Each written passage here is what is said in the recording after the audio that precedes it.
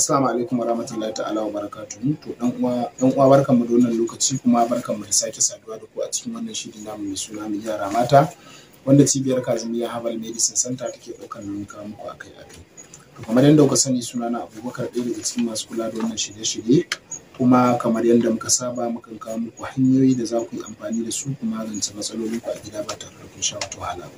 Wanda hakan ya sa muka ga ya kamata mu yi amfani da wannan damar domin mu kawo muku wannan sirrin ga maza da suke fama da karancin ruwan mani, sperm kenan, kuma da rashin kuzari, rashin biya wa mata bukata.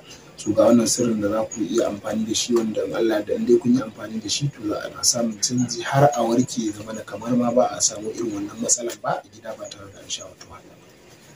Wanda kamar yadda muka kawo sirrika ga wannan ma wanda ake amfani da albasa da man zaitun.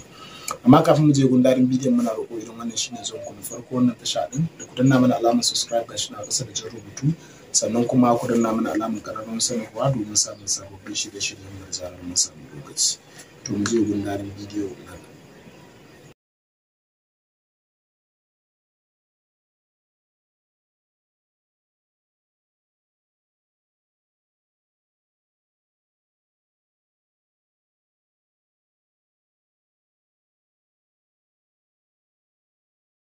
Insha Allah, kamar yadda muke magana akan masu fama da wannan matsalan, ana iya samun farin albasa, sai a samu man zaitun, sai a samu kwai na gida na kajin gida.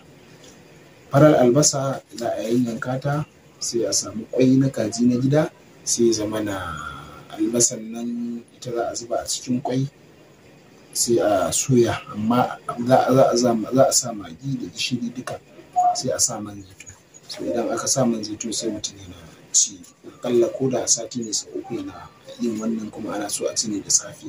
So Allah da indai mutum yana aikata wannan, shi ma zai samu waraka a matsalolin da yake fama da su na rashin sperm da kuma rashin karfi, rashin kuzari cikin sauki ba tare da ya sha wata wahala.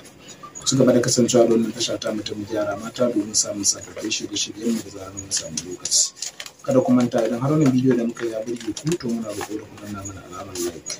Mun gode, ma haɗa bidiyo na gaba.